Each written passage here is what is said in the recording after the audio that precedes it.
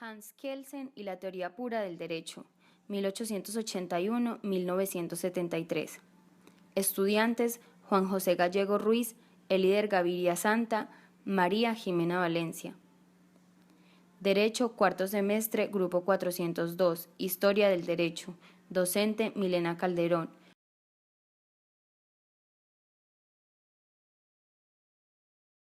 Fundación Universitaria del Área Andina, Seccional Pereira.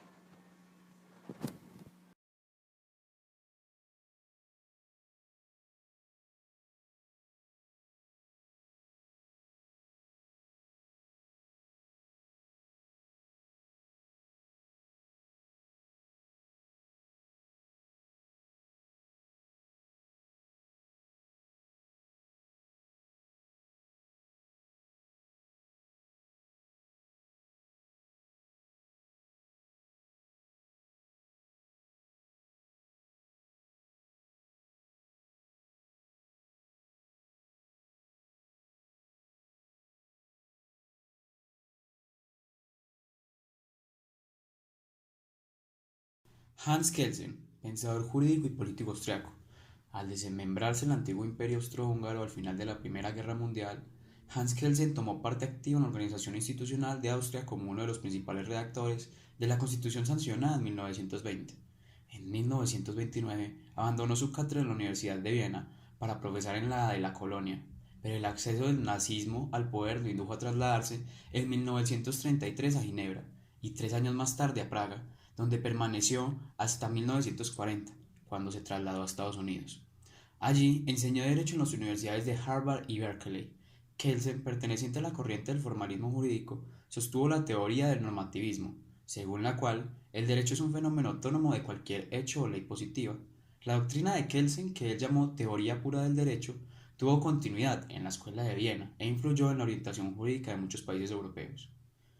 Profesor de Filosofía del Derecho en la Universidad de Viena desde 1917, Hans Kelsen fue uno de los principales autores de la Constitución Republicana Democrática que se dio a Austria en 1920. Tras su derrota en la Primera Guerra Mundial y la consiguiente disgregación del Imperio Austrohúngaro, en 1929 pasó a la Universidad de Colonia, pero la ascensión de Hitler al poder lo llevó a dejar Alemania en 1933. Tras unos años enseñando en la Universidad de Ginebra, pasó a la de Praga en 1936. Finalmente, el estallido de la Guerra Mundial, 1939, le decidió abandonar Europa, refugiándose en los Estados Unidos. Allí ejerció la docencia en la Universidad de Harvard, de donde pasó a enseñar ciencia política en la de Berkeley. Kelsen defendió una visión positivista que la llamó teoría pura del derecho, un análisis formalista del derecho como un fenómeno autónomo de consideraciones ideológicas o morales, del cual excluyó cualquier idea de derecho natural. Analizando la estructura de los sistemas jurídicos, llegó a la conclusión de que toda norma emana de una legalidad anterior, remitiendo su origen último a una norma hipotética fundamental que situó en el derecho internacional, de ahí que defendiera la primacía del derecho internacional sobre los ordenamientos nacionales. Su concepción del derecho como técnica para resolver los conflictos sociales le convierte en uno de los principales teóricos de la democracia del siglo XX. Entre sus obras destacan De la esencia y el valor de la democracia en 1920, Teoría general del Estado en 1925 y Teoría pura del derecho en 1935. Kelsen consideraba la moral como parte de la justicia, pero no exclusivamente, sino como un elemento interconectado con la justicia, que es uno de los fines del derecho. Así, en su teoría pura del derecho dijo: en tanto la justicia es una exigencia de la moral, la relación entre moral y derecho queda comprendida en la relación entre justicia y derecho.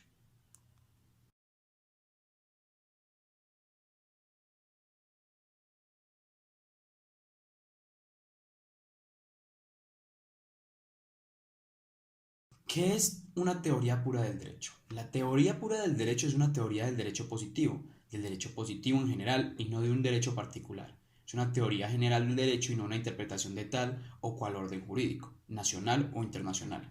Quiere mantenerse como teoría y limitarse a conocer única y exclusivamente su objeto. Procura determinar qué es y cómo se forma el derecho, sin preguntarse cómo debería ser o cómo debería formarse. Es una ciencia del derecho y no una política jurídica. Al calificarse como teoría pura, indica que entiende constituir una ciencia que tenga por único objetivo al derecho e ignore todo lo que no corresponda estrictamente a su definición. El principio fundamental de su método es, pues, eliminar de la manera. Sin embargo, basta echar una ojeada sobre la ciencia jurídica.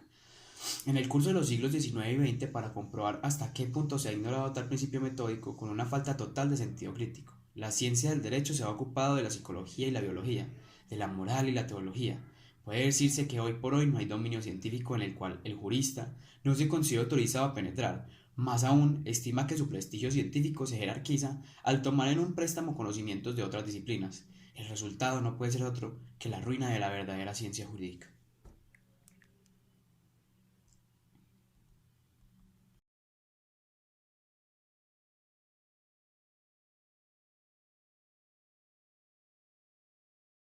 Importancia de la teoría pura del derecho. La importancia de la teoría pura radica en que se trata de una teoría estrictamente jurídica, que supone que la verdad o falsedad de los enunciados jurídicos no dependen de la verdad o falsedad de premisas empíricas o morales. La existencia y el contenido del derecho, como reza la premisa fundamental del positivismo, depende de hechos sociales y no de sus cualidades o virtudes. En este sentido, Kelsen hace referencia a la pureza metódica de la ciencia jurídica. Para Kelsen, el pensamiento filosófico de la época contaminaba a la ciencia del derecho con estándares morales e ideología política, o intentaba reducirla a las ciencias naturales o sociales. La idea de la pureza de la ciencia jurídica se concibe para distinguir de la moral y de la ciencia empírica. La primera distinción relevante es entre ciencias naturales y ciencias sociales, en particular ciencia jurídica o en otras palabras, entre los acontecimientos empíricos y sus significados jurídicos. De la verificación de un acontecimiento fáctico no cabe sin más captar su significación jurídica, ello por una razón lógica. De los postulados del ser no pueden derivarse postulados del deber ser. Por supuesto que quien actúa racionalmente articula su accionar un determinado sentido comprensible por los demás, un sentido subjetivo, el cual puede corresponder con la significación objetiva proveniente del lado del derecho, pero no es necesario que así sea. El sentido subjetivo de un acto corresponde con su sentido objetivo, cuando existe una norma que así lo determina.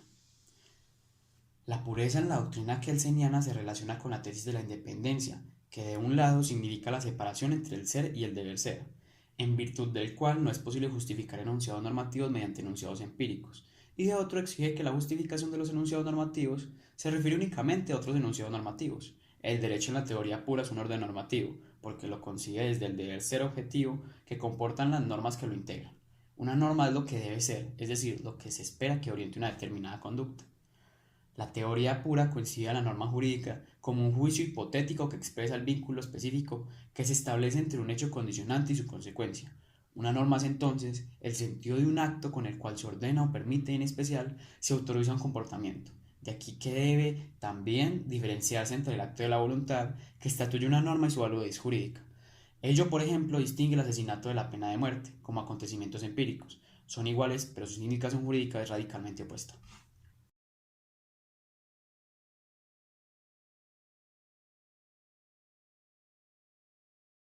Teoría pura del derecho de Hans Kelsen. Capítulo 1. Derecho y naturaleza. La teoría pura del derecho es una teoría sobre el derecho positivo, que lo que quiere es excluir del conocimiento orientado hacia el derecho todos aquellos elementos que le son extraños.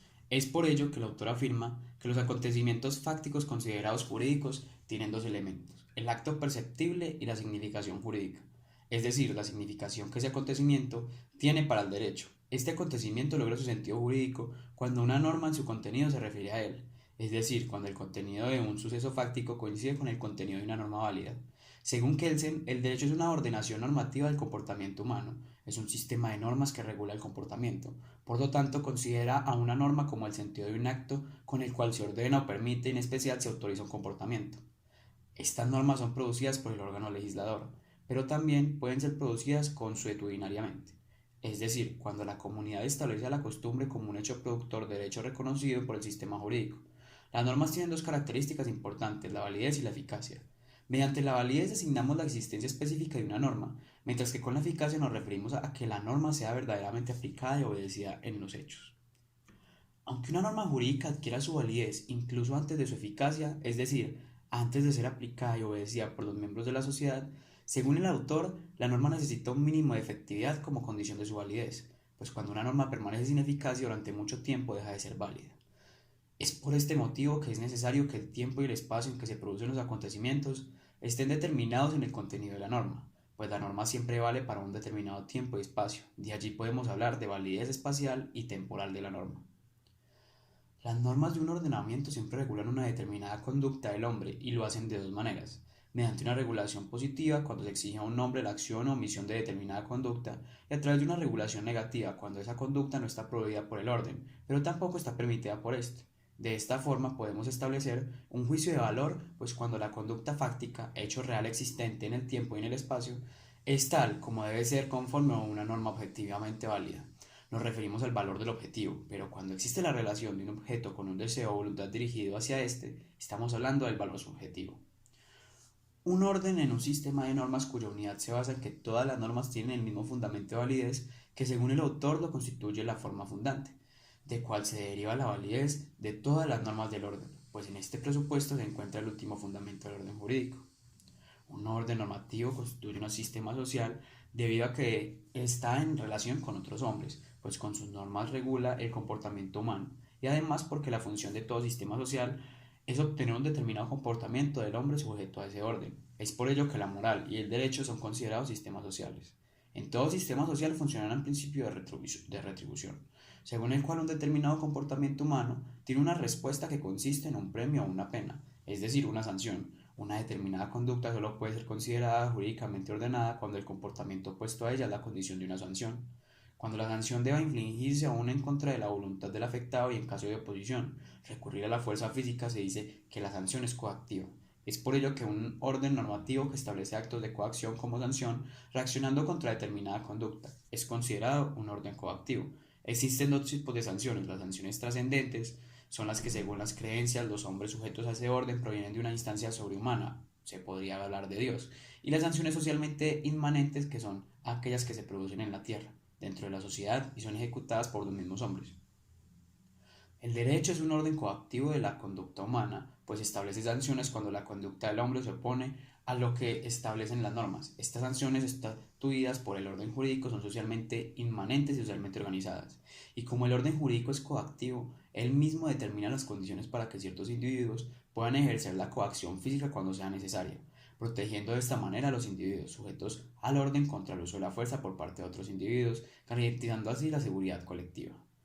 Como ya mencionamos, el orden jurídico regula el comportamiento humano de manera positiva y negativa. Cuando lo hace en sentido negativo, es decir, cuando no establece ningún acto coactivo a una determinada conducta y por lo tanto ni prohíbe esa conducta ni la conducta opuesta, se dice que el hombre es jurídicamente libre.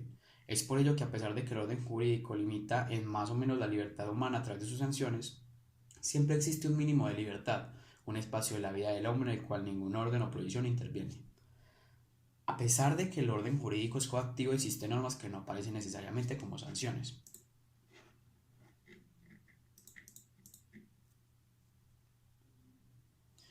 Como es el caso de las normas que facultan al órgano legislativo a producir normas, sin obligarlo a ello. Se dice que las normas jurídicas no son totalmente independientes, pues cuando una norma prescribe una conducta y hay otra norma que establece una sanción al cumplimiento de esta, la primera norma está fundamentada y ligada a la segunda, o en el caso de una norma limitada, la validez de otra norma derogatoria o termine con mayor especificidad el sentido de otras normas. Ambas normas están ligadas dejando de ser independientes.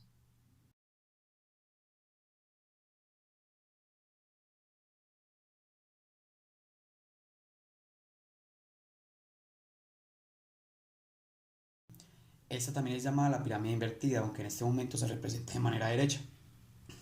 En primer lugar se encuentra la Constitución, de la cual todas las leyes que están por debajo de ella van regidas por esta misma. Luego va la ley, luego las resoluciones legislativas, los decretos supremos y las resoluciones supremas. La Constitución es denominada Carta Magna. La ley son la ley orgánica y el decreto de urgencia. Las resoluciones legislativas son emitidas por el Congreso, los decretos supremos son emitidos por el Ejecutivo y las resoluciones supremas son emitidas por los ministerios.